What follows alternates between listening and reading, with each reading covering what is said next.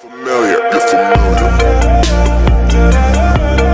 So if you don't know by now, then you should probably get familiar. Hi students, in the last video we were discussing about the quantum theory of paramagnetism under the chapter magnetic properties of matter, right? So today we will discuss the Weiss theory of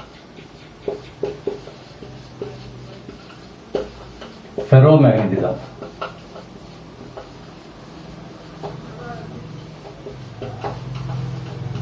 So in this kind of discussions you'll come across lot of equations to remember till the end, right? So I request you to get ready with a pen and a notebook to write down all the steps clearly, okay?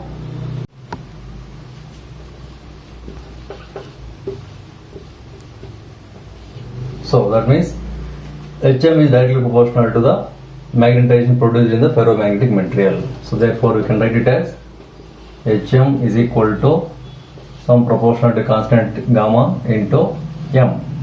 So in this particular equation we are considering gamma as a constant called internal field constant, okay?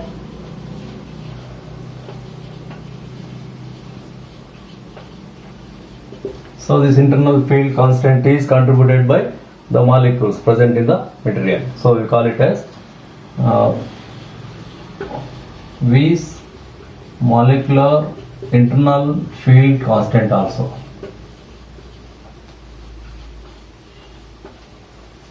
Okay, so now we can substitute this Hm into gamma m to the applied magnetic field. So in place of applied magnetic field for any ferromagnetic material, so H is considered as the effective applied magnetic field for the dipoles, because it is not only due to the applied field, it is depending upon the applied magnetic field as well as the internal field of the dipole. So H effective should be equal to how much now? H plus Hm, or you can remember H plus gamma into m, okay? Please note down these equations, so I will come back again. Over. Okay.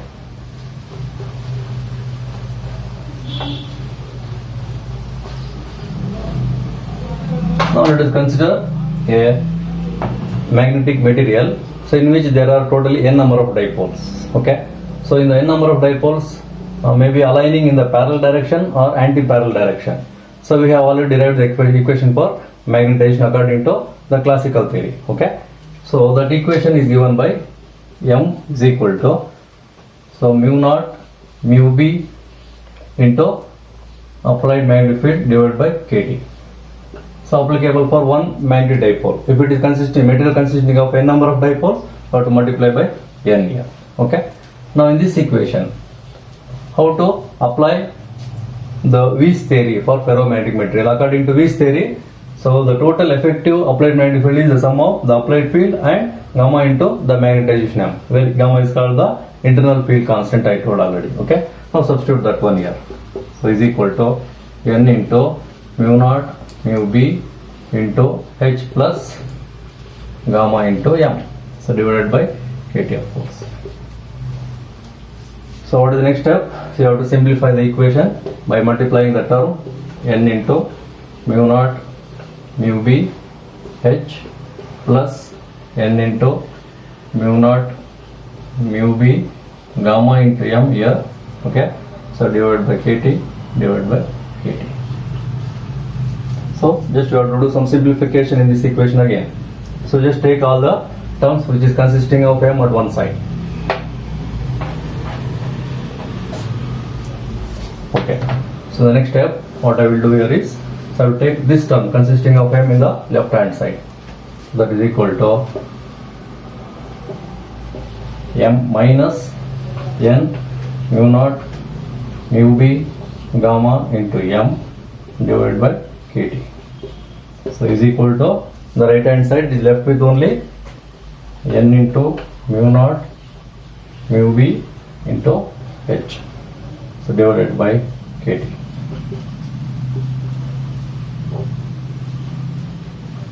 Okay, so take the m common here in the above equation.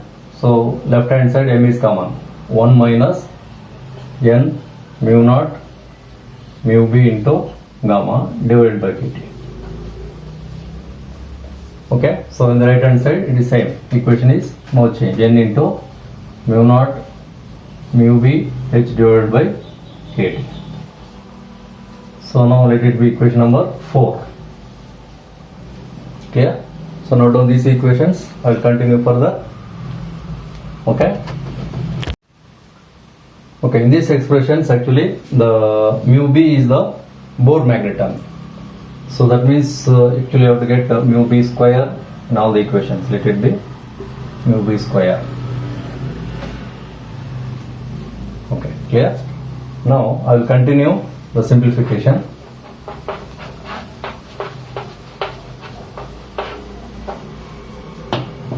How to get the magnetic susceptibility? So from this equation 4, it is easy to get the magnetic susceptibility equation, right? So because the magnetic susceptibility chi is the ratio of m by h. You can define it as the ratio of magnetization to the applied magnetic field. So as per the equation 4, how to get the ratio of m by h? Okay, if you rearrange the equation for m by h, you will get n into mu naught mu b square divided by kt in the numerator. Okay, so this part within the bracket we have certain term, that comes in the denominator. Okay, so that it is equal to m by h, 1 minus n into mu naught mu b square gamma divided by kt here. Clear? Let it be equation number 5. Note down this equation. Okay.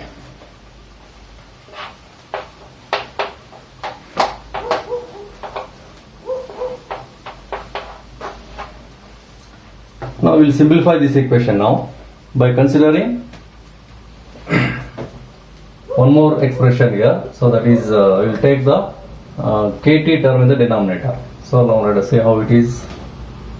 N into mu naught mu b square, or you just keep k here itself, then divided by, take only temperature in denominator. So that is equal to T into 1 minus n mu naught mu b square gamma divided by kt is there, right? Right? Okay. Now you just multiply by T inside the bracket.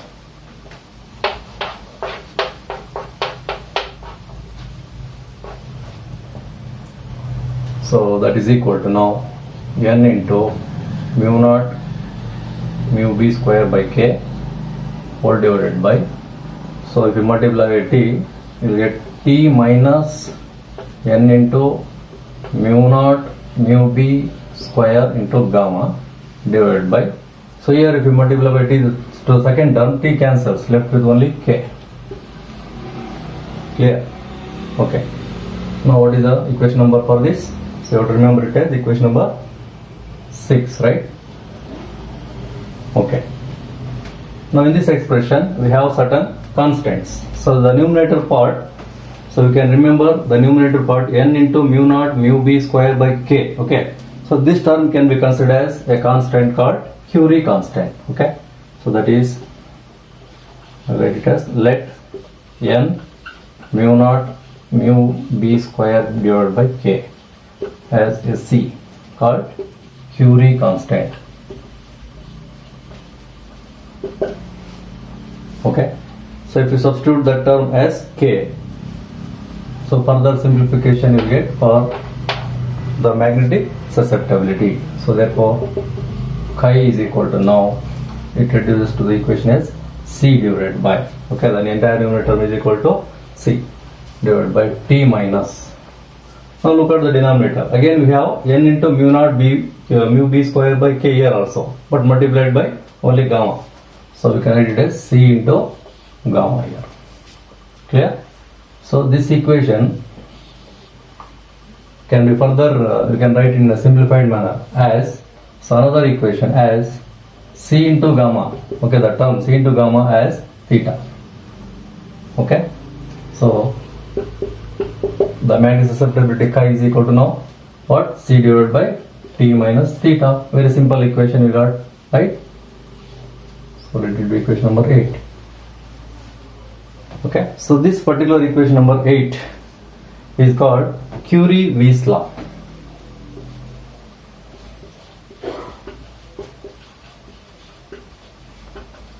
So because we have the contribution by both Curie and Weiss to obtain this equation, so we call it as Curie-Weiss law. Okay, so what is theta here? This equation, theta is equal to C into gamma, you have to remember, of course. So gamma is called what? Internal field constant. Okay, for ferromagnetic materials, gamma is equal to in the order of 10 to the power of 3 normally as a constant term for a ferromagnetic material. So please note down these equations up to equation number 8. So that equation is called Curie-Weiss law. Chi is equal to C divided by T minus theta. Okay. Now I'll continue.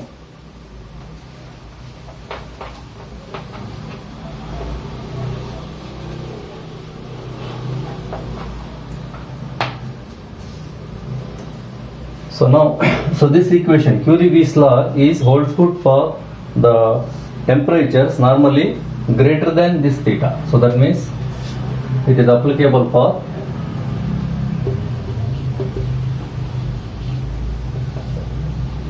the temperatures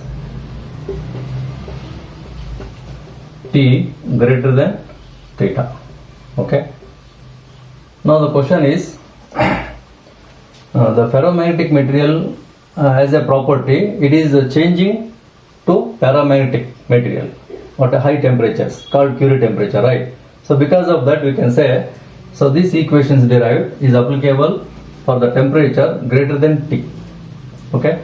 Now the question, how it behaves if we consider exactly the temperature T equal to theta. Okay. I will continue that part now. Please note down these equations. Clear?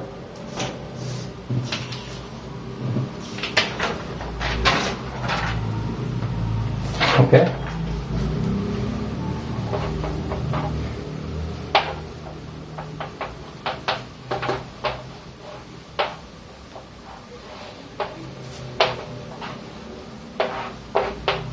Now look at the equation once again. Chi is equal to C divided by T minus theta. Suppose if I consider T is equal to theta, so the denominator becomes 0. Okay, so if the denominator becomes 0, what about the susceptibility chi? It becomes infinite. Okay, so that means the magnetization is going to be non-vanishing even in the absence of the applied field. So let us see, if H is equal to 0, the magnetization is going to be non-vanishing. Okay, so with that condition, the magnetization present in the ferromagnetic material is called spontaneous magnetization. So to obtain the expression for that spontaneous magnetization, let us consider the condition by applying H is equal to 0. Okay, in the magnetization already obtained according to classical theory. Okay, let us see that equation now once again. H is equal to N into mu B. In terms of hyperbolic tan function, we have derived it as tan H into mu naught mu B into H plus gamma into M. Okay, so divided by KT. So in this expression, so applied magnetic field H is there, right? So what you have to do now in this equation? You have to consider the condition H is equal to 0. So that the equation becomes now N into mu B tan H into, so by considering H is equal to 0 here, the term goes here, so multiplied by only mu naught mu B into gamma into M divided by KT. Okay, so take this equation as number 8. Okay, so let us consider now the term which is inside the bracket as a simple constant again. Let x is equal to, I will take it as x. So mu naught into mu B gamma M divided by KT. Okay, so note down this equation. Okay, so next So in the simplified equation where we have x, so magnetization becomes m is equal to just n into mu b into tan h x, right?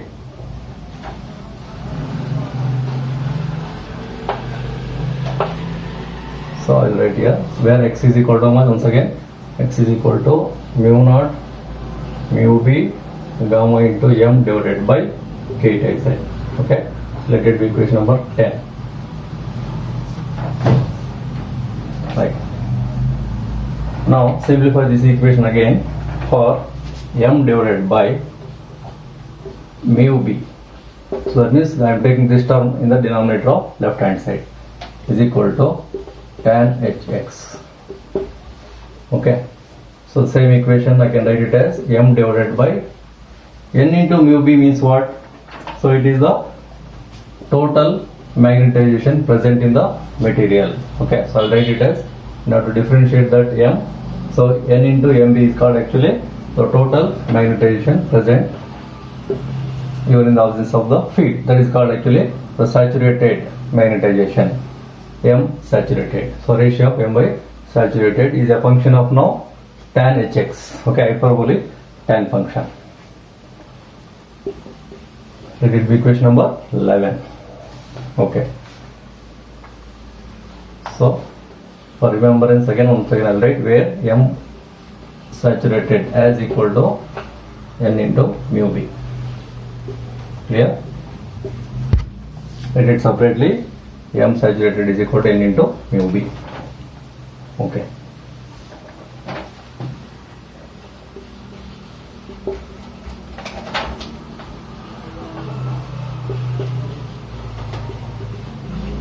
Just write it as saturated magnetization.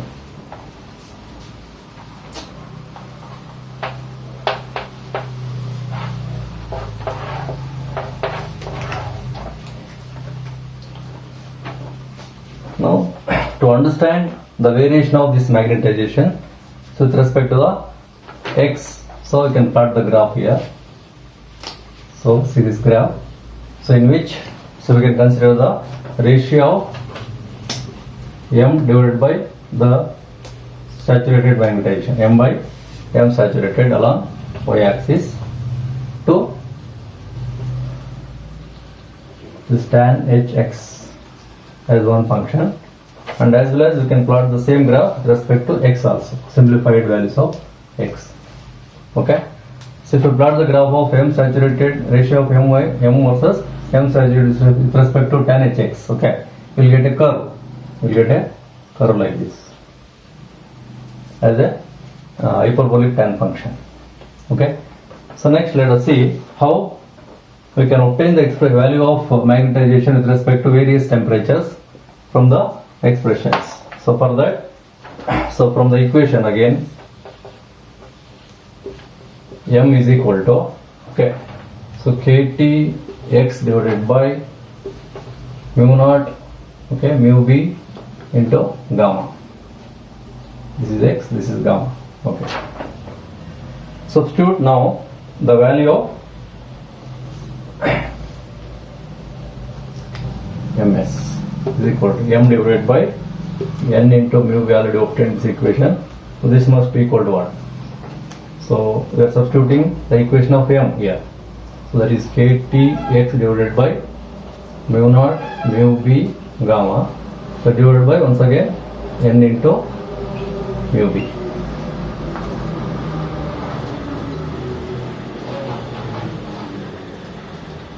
So the next step is I will take it as k into tx divided by, so take this part in the denominator, we get n into mu naught mu b, okay, mu b into mu b, of course mu b square here into gamma. Okay, so ratio of m by ms. So from this equation, okay, by applying Curie's constant, so actually where is the Curie constant? Gamma is the Curie constant here. So you can substitute now the equation of Curie constant as, we know that already we have noted that Curie constant as n into, okay, mu naught mu b square divided by k is a Curie constant. If you multiply by gamma, it becomes theta, right? So from the Curie constant, n into n naught mu b square by k is the c value. C into gamma is equal to theta. Okay.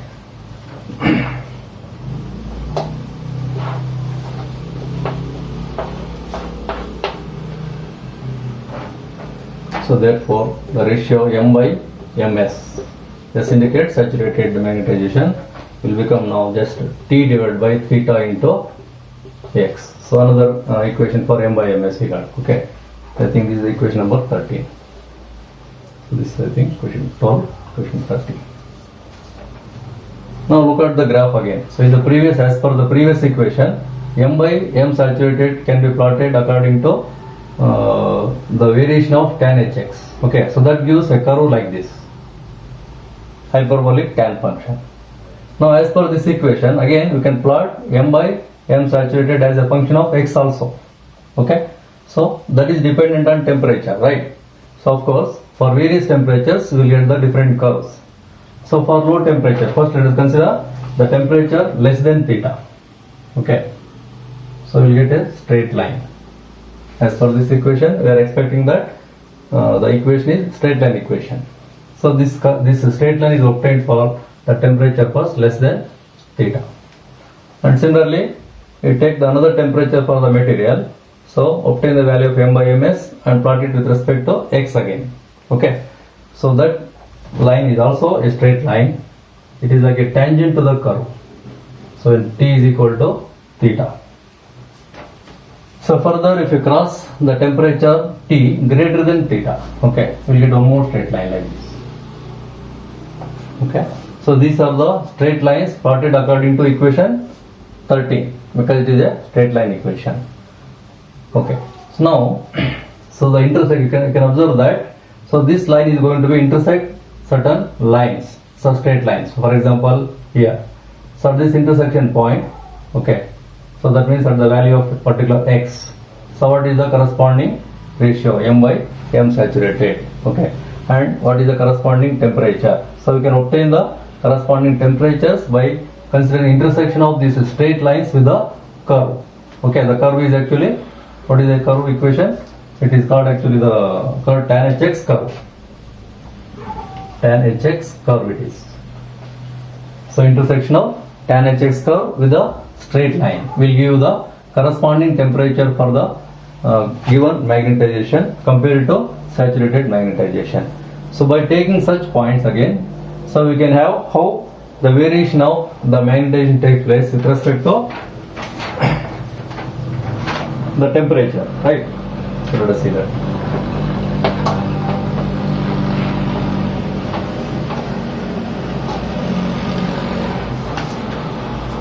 So look at another graph, so in which, so again the ratio of m by ms is taken along y-axis, okay, and then the corresponding t by theta is along x-axis. So these, the required temperatures obtained from the graph, from the same graph by intersections as I said, okay. So by plotting those values, you will get a curve like this, okay. So where the maximum value of the curve is at 1. So that means you can divide it as 0.2, 0.4, 0.6 and 0.8, less than 1. All these values are less than 1. So here it is exactly equal to 1. And this are also it is equal to 1. So that means this is 0.8, 0.6, 0.4 and 0.2. Okay. So we can understand from this curve as, so suppose if the temperature, okay, depending upon temperature how it behaves now. Suppose if the temperature is very much greater than theta. So this is actually one of the example. T is actually here greater than theta I said, okay. This line is T is less than theta. This is T equal to theta. This is T is greater than theta. Even beyond that also we can consider higher temperatures, okay. So for the values T by theta, okay, T by theta is greater than 1. So since T is very much greater than theta I am considering, so therefore the ratio T by theta should be greater than 1. So look at the curve. So T by theta is very much greater than 1 means it is beyond this curve, okay? So magnetization is actually absent. So it is completely vanished. So you cannot observe that expected saturated magnetization beyond the high temperatures, okay? And then suppose if the temperature T is equal to theta, exactly, then the ratio M by ms, okay? So in the equation M by ms is equal to, so T by theta into x. If T is equal to theta, actually I'll write once again, T by theta into x was there actually equation. I will cancel this equation, left with only x, okay? So now let it be some equation number also. I think it is equation number 14. So this x is equal to 0 point actually gives the tangent curve. Theta is equal to theta gives the tangent type of straight line with respect to tan hx curve, okay, like this. So these are the different type of obtaining the temperatures by the graph, and comparatively, so below theta, above theta and greater than theta, okay. So expected graphs, whatever it is present here, okay, are theoretical observations, okay. For example, if you consider iron, okay, cobalt and nickel, so because these are very important ferromagnetic materials, right? So experimentally, if you observe the variation of saturation magnetization in each of the metals, okay, with respect to various temperatures and theta by T by theta, so it is exactly matched with the theoretical values. Somewhere around this theoretical curve we get the experimental curve, experimental points. So experimental points, and this line is actually theoretical line, theoretical line. So what you can understand here at the end, Weis theory of ferromagnetism, okay, the theory of ferromagnetism is well matched with the experimental points observed for any ferromagnetic material, okay. So there is no differences found between the theory and experimental observations here, okay. So further, so we can say ferromagnetic materials is particularly temperature dependent. How it is temperature dependent? M is inversely proportional to temperature, and the behavior changes after high temperatures, isn't it? So that means the conversion from ferromagnetic to paramagnetic material is also possible. So you can understand all those things by Weis theory of ferromagnetism, and this explanation particularly, as I told, based on the concept of the internal field, okay. You are assuming that the material consisting of certain internal field because of the interaction between the dipoles, okay. Dipoles are we can say the atoms, okay. Intern, it is nothing but atoms only. So based on that concept, we are understanding the variation of ferromagnetism property with respect to temperature particularly, okay. So next theory is also explaining the same type of variation based on the domain theory, as I said. So that we will discuss in the next class, okay.